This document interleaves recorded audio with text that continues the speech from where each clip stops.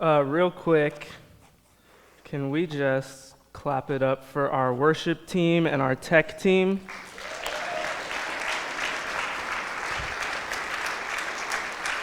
Yeah, they're awesome, and they don't do it for, the claps and the appreciation, but sometimes it's good to be appreciated, so we're very appreciative of them.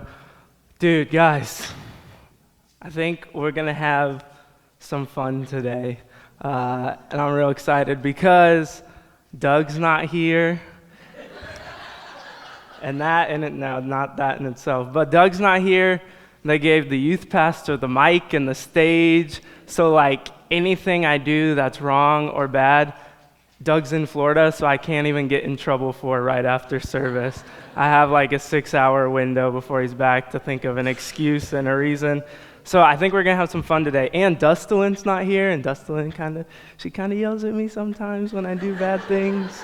It's just me and Brian, and me and Pastor Brian are the fun pastors, so I think we're going to have some fun today. And I actually have a goal for today. I don't know if we're going to reach it, but I think it'd be really cool. Two different goals, one or the other. If at 11, we got Brian back up here. We were singing worship right at 11. Everything was normal because everyone who forgot to change their clocks will walk in and think we're normal and they're on time, and then Brian will just dismiss everyone, and there'll just be confusion in the back, and it'll just bring a little bit of joy to me. Or I'm a youth pastor, so I don't know if I can speak for 35 minutes, or we just are all gone by 11 and they walk in empty. But I'll try to make it that long. When I talk to teenagers, they don't have a 35-minute attention span, so I got to be real quick and to the point, and every 10 minutes, got to throw in a joke or a pop culture reference. Or, honestly, this is not a joke, this is the truth. I've just started throwing candy at them as I'm speaking, and their heads are always up and they're just ready. But I think we're going to have some fun today. We're going to do things a little bit differently, but I didn't bring any. Sorry. Next time. All right. So I want to start today by just asking you guys this. When people look at you, what do they see? And obviously, when people look at me and Carly, it's just first things, devastatingly good looks. Just wow, they're beautiful. And I know that's similar for a lot of you. We're a real good-looking church. So first glance, obviously, good looks. But beyond that, what do the people that really know you see when they look at you? Or maybe not even the people that know you super well. Maybe they don't know a lot about you or some personal things about you, but maybe the people that you spend a lot of time with that see you a lot, coworkers or classmates or just people that are around you. What do they see when they look at you? And obviously, first glance, we see physical appearance, but the more we're around people, the more we know people, when we look at them, we just see who they are. When I look at someone, I see who they are. When I look at Carly, I see good looks, obviously, but beyond that, I see someone who's loving and caring and sweet and innocent and just perfect. So, we see who they are. When I look at Pastor Doug, I just see good looks. I can't get beyond the good looks. It's just too good. But I think we see this, a good example of this, we see this all the time in sports. Just this last week, 2 Husker basketball players got suspended indefinitely. You think of the former running back, Maurice Washington, this last week, got sentenced to 30 days in jail. And they're all, at first glance, really good athletes and really talented and really gifted. And you can think even bigger, like Michael Vick, great athlete, great quarterback, extremely talented, but he's remembered for his involvement in dogfights and animal abuse. Or Barry Bonds holds the MLB record. Those of you who don't like sports, I know I'm losing you, but holds the MLB home run record, but his career is kind of remembered with different allegations and rumors about steroids. Or, more recently, do we have any Houston Astros fans? Okay, good, because that would have been rough. But you think of the Astros, they won the World Series, but now they're kind of known as cheaters and scandals, and they're going through all that. And at first glance, all these athletes, these teams are just extremely talented and gifted and athletic. But as we look at them, we just see who they are and their character. Like, you can't talk about Michael Vick or Barry Bonds or the Houston Astros without bringing up the negative now. It's very rare we have conversations about them that don't bring up the negative. And I'm not bashing on any of those guys. I don't know their personal stories. I know Michael Vick has turned his life around really well. But when we look at people, we really start to see who they are. And today we're going to start looking at what it means to follow Jesus. What are we supposed to look like? What are we supposed to be? What does a real Christian look like? And how can we recognize the real thing? So, can we identify them by political affiliation? Can we identify them by who they vote for? Maybe if they have a fish sticker on their car, or they got a sweet CP logo on the back of their car, that means they're a Christian. Or better, my favorite one is the bumper sticker that says, "Do you follow Jesus?" this close. If you have that, you are a Christian, no doubt. Or how about if they go to church? If you're in a church, you're a Christian. Or maybe if you have a little cross pendant around your neck, a little cross necklace. And none of those things do. A little side story, kind of on track, but me and Carly, I'm not going to tell you guys which show, because I'll just be embarrassed. But me and Carly watch a show every week with Brett and Samantha, and it's on Monday nights at 7 on ABC, but I won't tell you what it is. But we watch it every week. And last week, there were 2 girls that both had cross necklaces on. Who exposed me? Now I have to move on. Okay, it's The Bachelor, but don't tell anyone. There were 2 girls that had cross necklaces on, and they were just bashing and making fun of this other girl and calling her disgusting because she wouldn't sleep with this guy that she was dating because she was saving herself till marriage. She's my favorite one. Okay, she's my favorite one. But they were making fun of her, but they both, in their interviews, had cross necklaces around their neck.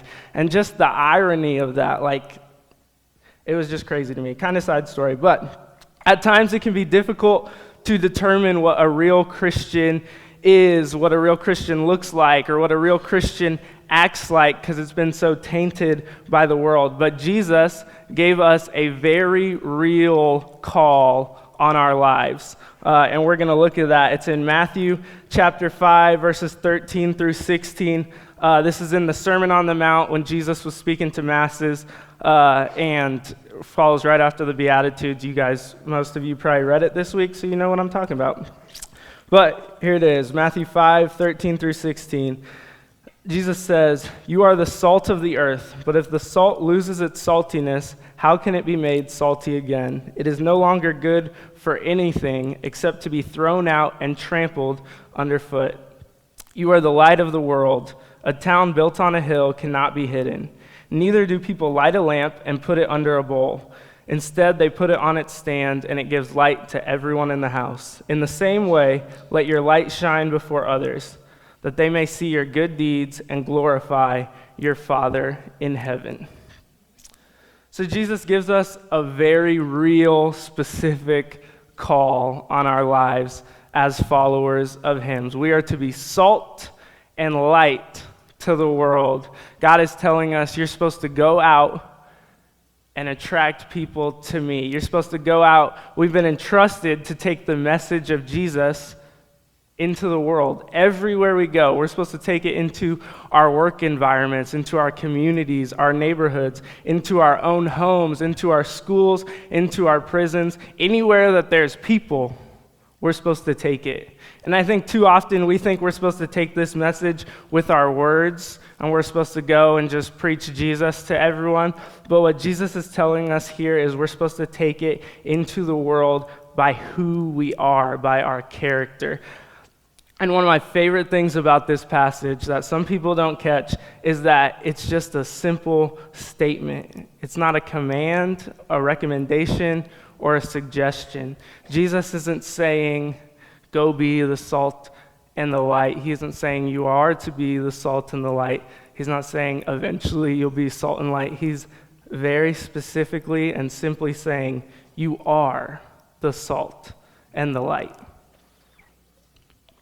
If you follow me, you are the salt of the earth, and you are the light to the world. It's our God-given purpose in this world, is we are the salt and the light. It's our calling. It's what we're meant to be. It's what people are supposed to see when they look at us. It's supposed to be in our character. And let's think about salt for a second. What does salt do? This works so well in youth ministry, and I've always wondered what it would look like on a Sunday morning. So we're about to see. I need 2 volunteers. We got one. She's a teen. Come on up, Reagan. Can we get one more? Anybody? Doesn't work as well in big church. All right, Amy. Okay, sweet. Good job. Reagan, what's your name? Reagan. Okay, this is Reagan. You're going to come stand over here, okay? Are we still inside the screen? Okay. Amy, what's your name? Amy. Okay, this is Amy. All right, this is what we're going to do, guys. This is called the Saltine Challenge. And because Doug's not here, we're going to have fun today. So we're going to do this. The way this works, do you guys know how this one's broken, so you can't have it. I got to take it off. That's cheating. Do you guys know how this works? Do you? Okay, that's even better. That's awesome. Okay, I don't want to touch them because we got diseases and stuff going around. All right, take 6. That's 3, 4, 5, 6, 7, 6. Good. All right, you take 6. Got 6? Yes. Okay, cool. All right, you guys will probably never volunteer for anything ever again. But this will be fun. Actually, we don't want this up here. All right, the way this works is you guys are going to try and eat all 6 saltines in 1 minute, okay? So prepare yourself, build up the saliva. We'll give you some time. Mentally prepare, get in the zone, and then I'll tell you when to go. This used to be impossible, but some people have done it. So I can do it. So it's semi-possible. I cannot find my little timer thing on here. There we go. All right, you ready? You ready? Hold on, I like doing this too in youth ministry because it's fun to see. All right, so let's hear it. Who's cheering for Reagan? Ooh, that was a lot. All right, who's cheering for Amy? That was close. I don't know. That was close. All right, here we go. You guys ready? 1 minute. All right, 3, 2, 1, begin.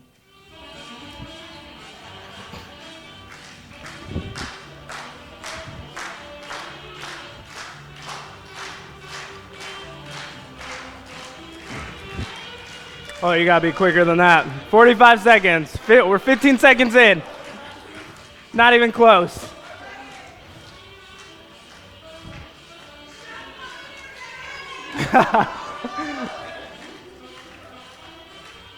All right, 30 seconds, halfway there. Just gotta go. You gotta put them in a ball, cover it in saliva, and just swallow it. 20 seconds. We got 2 left, 3 left, and 3.5 left. All right, 10, 9, 8, 7, 6, 5, 4, 3, 2, 1. Not even close. Not even close. Okay, go sit down. You guys can enjoy that. Don't get any water.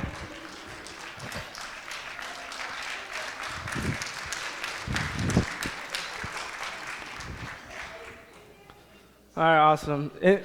Anybody else want to try? We can run it again. No, so, Reagan went to get water like I told her not to do. That's how youth ministry goes most of the time. Amy, are you thirsty?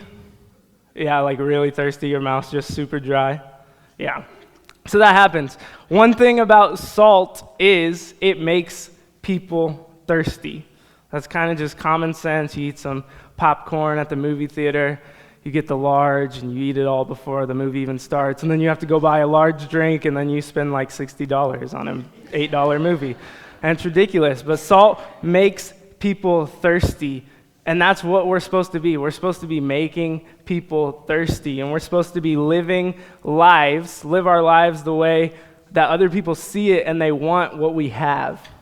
They should thirst for more by seeing the way that we live and who we are.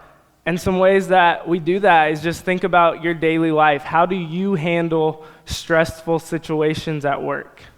What's your patience look like with your coworkers or with people who are getting on your nerves? Or better yet, what's your patience look like with your children or with your family members?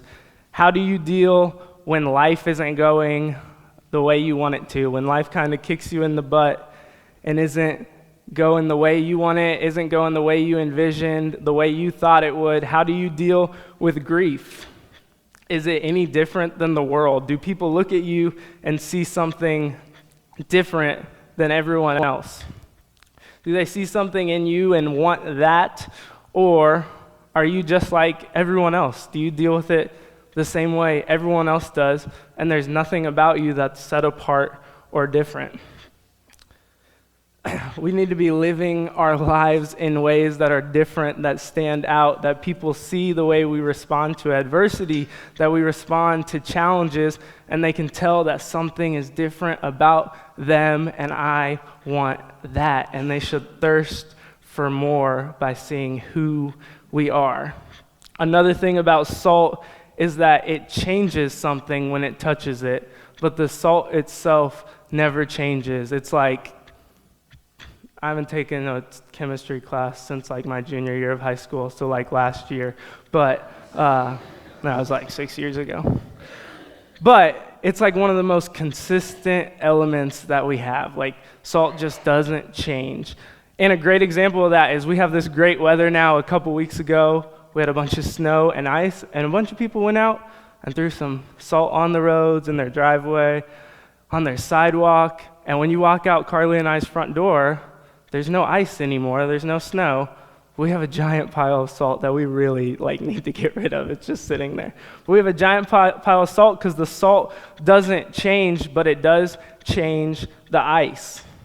The salt goes, it melts away the ice, and it changes it, but the salt itself stays consistent. It's still there. And too often, I think, we are like the ice, and we let the world be the salt, and we let the world wear us down and melt us away until there's nothing there. We're just like everything else around us, but we need to be like the salt, and whenever we're put in any situation, in any circumstances, nothing changes us because of our character, because of who we are, because we know we're found in Jesus and His love and His nature that never changes, which means our nature never changes.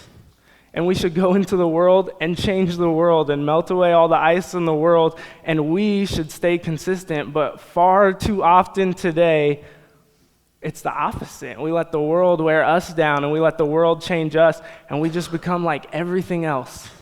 And the world gets to stay consistent, and we compromise ourselves.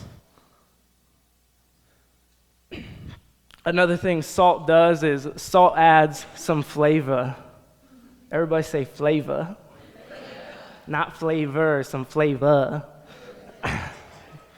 Salt adds some flavor to whatever you put on it. And I think really this is so true that people outside the church and people who maybe don't follow Jesus, they look into our lives, and there's kind of this stereotype and understanding that being a Christian is super boring, and you don't get to do anything fun. You just have to stay inside, wear long dresses. It stinks. It's the worst. But I think we're supposed to go out in the world and change that. We got to add a little bit of flavor to our lives and to the world. We got to go out there, add a little bit of flavor out there. I'm just going to keep saying that because I feel cool when I say it. But we're supposed to live a life, the kind of life that will show other people that following Jesus will enhance their life like nothing else out there. We're supposed to help people discover joy and peace and grace and love and a little bit of flavor. Carly's like so embarrassed right now. She's like, stop shaking your shoulders and saying flavor. But we're supposed to go out there and we're supposed to be examples of what that can look like. We can't show others that we can enhance their lives, that a relationship with Jesus can enhance their lives, if we're not living into those things, if we're not living a joyful, peaceful, graceful, and life full of love. We're supposed to go out, be the salt. We're supposed to add some flavor. We need to believe in the good news so that we can become the good news, so that we can share the good news. And most of the time when you're sharing the good news, it's not from your mouth. It's from who you are. It's from your character. It's from the fruits of your life, what other people see in you when they look at you. And think about your walk with Jesus. Think about your own personal life. How well are you demonstrating his love to the world? How well are you demonstrating joy? How well are you demonstrating peace and grace? Now, let's think about light. And some of you will just be able to picture this with me. Some of you will need to go home and experiment it, and that's okay. We're all different. We all learn differently. So, those of you who will need to experiment, I want you to do this when you get home. Go home, shut off all your lights, close all your windows, go into your deepest, darkest closet, and shut the door. Make sure it doesn't lock, because then you're stuck in there. Maybe have a friend outside the closet. But shut the closet so that it's just pitch black. There's just darkness. And you can't see anything. And some of you just can imagine this. If you're in complete darkness, there's no light, you just can't see anything. It doesn't matter if your eyes are open. If you close your eyes, it's still the same. If you close your eyes and cover them, it's still the same darkness. Maybe you close your eyes, cover them, wrap your head with a towel, put a blindfold over the towel, then bury your head in your hamper full of dirty clothes. And it's still the same darkness. It's a little bit smellier, but it's the same darkness. And complete darkness, we can't make it darker. But we can always add light, and we can always make things brighter. And that's what we're supposed to be doing. We're called into a dark world that isn't going to get any darker. There's nothing else to be scared of. It's not getting any darker. They're not adding darkness, but we're called into a dark world to live our lives, to bring brightness into our lives, that we shine even brighter in that darkness. We're supposed to live the kind of life that's going to shine Jesus' compassion into everywhere we go, into areas where there's hostility, areas where there's hatred. We're supposed to live the kind of life that will attract people toward Jesus. Because I don't know if you've ever been in like complete darkness, but if you see even just a speck of light, a little ray of light, that's where you're going, because you're just attracted to the light. We're supposed to live lives that are attracting people toward Jesus. Tony Evans, a pastor, once said, if you want a better world composed of better nations, inhabited by better states, filled with better counties, made up of better cities, comprised of better neighborhoods, illuminated by better churches, populated with better families, then that all starts by becoming a better person. And I just want you guys to think, what in your world needs a positive influence? Because as salt and light, we're supposed to be leaders and go into those dark places and make a change. We're supposed to bring change to those dark places. That is what salt and light people do. And like we said earlier, if we're followers of Jesus, then it's not a choice to be salt and light. It's who we are. It's our character. It's in us. It's what others should see when they look at us. The people on the mountain that day that Jesus was talking to understood what Jesus meant by salt and light. And today, I think we take them for granted. They knew that Jesus expected followers of him to be involved in the real world. And are we involved in the real world? How sensitive are we to those who have needs? Are we willing to find someone who everybody else is ignoring, the lonely, the forgotten, the grief-stricken, the sick, and be the one that God uses to extend his compassion? Because that will change their life, and it very well might change their eternity. Few things in the world are as salt-savoring and light-illuminating as a simple act of kindness done in the name of Jesus. And a Christian doesn't hide their light, they let it shine. They apply their faith to their life. And if you're a follower of Jesus, your faith is much more than being here on a Sunday morning.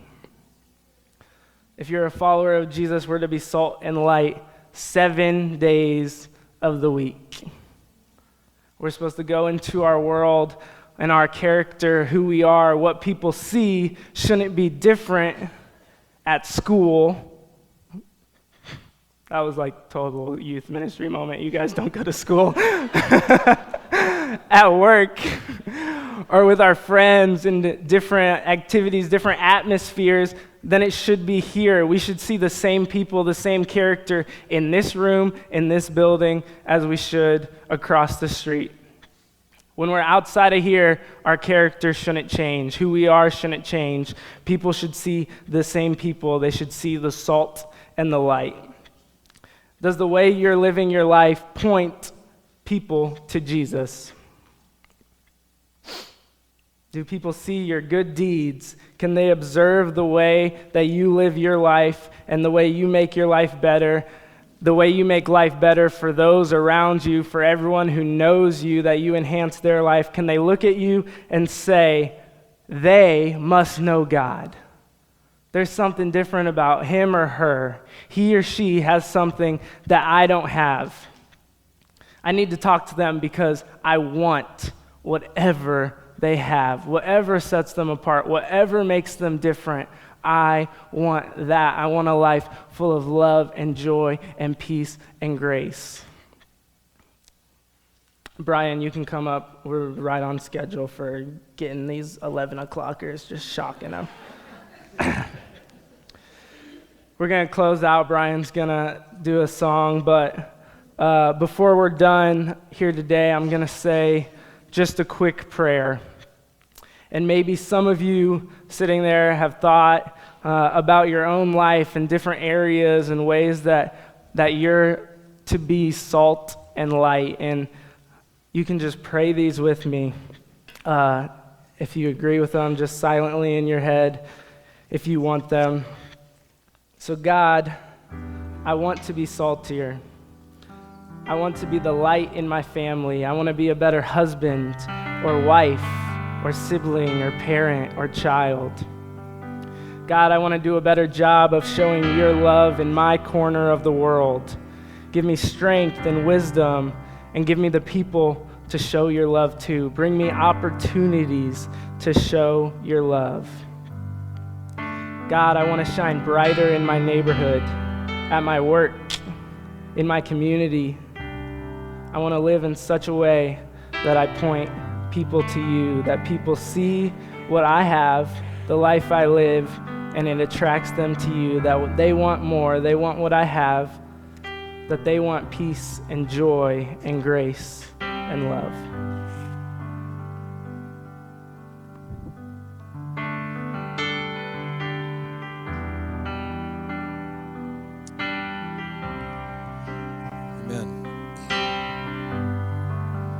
take your Connect cards at this time, and if you've got something that you want to respond with, there's a spot on the cards to mark that as well. And then if you could, let's take the buckets at the end of the rows and place your Connect cards in there, and then pass those buckets down so we can collect those responses. We didn't plan on this earlier, but I'm going to ask the band and singers if you could just come back up and join me. We're going to go back to the song we sang earlier, Here's My Heart. Third song we sang this morning. I'm going to invite you to your feet as we do that. And there's a lot of things in this song. It says, Lord, speak what is true. And then we sing a bunch of truths about who we are and who He is. And in light of these truths that we are salt as Christ followers and we are light, we can add those in our minds as we sing this together again.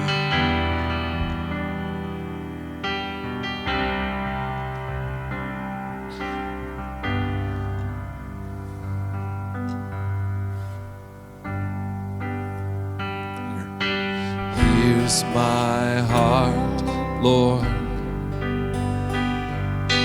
Here's my heart, Lord. Here's my heart, Lord.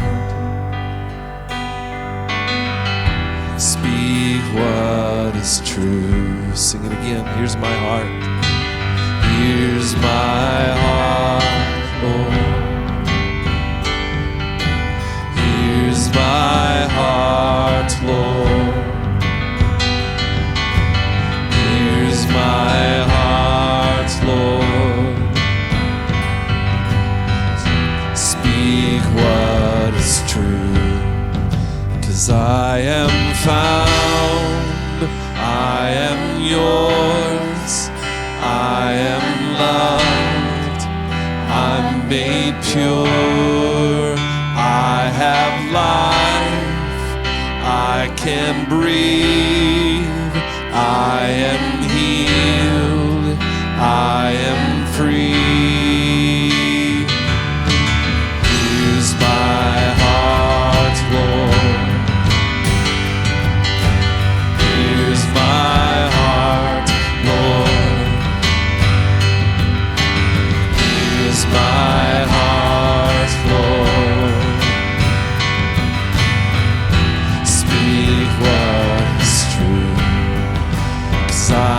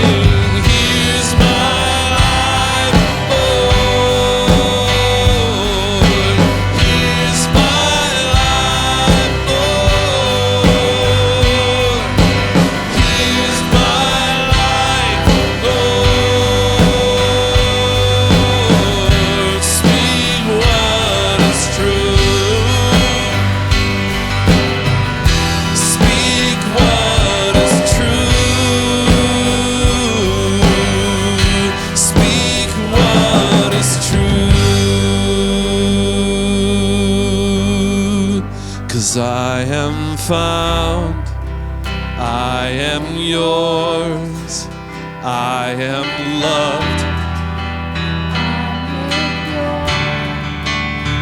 I have life, I can breathe, I am here, I am free. 'Cause you are strong, yes, you are sure, you are light, yes, you endure, you are good, always true, you are light breaking through, you are more than enough, you are here, yes, you are love, you are hope, and you are grace, all I have, you're everything,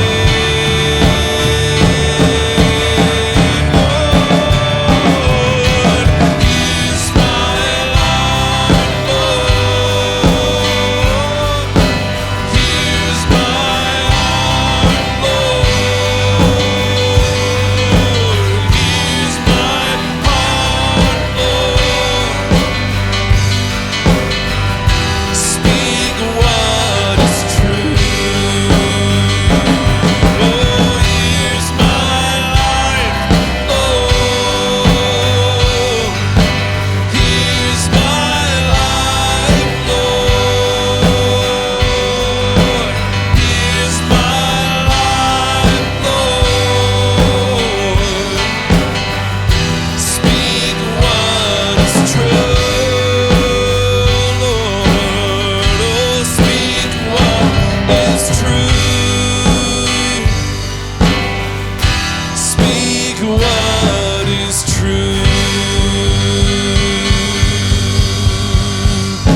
Amen.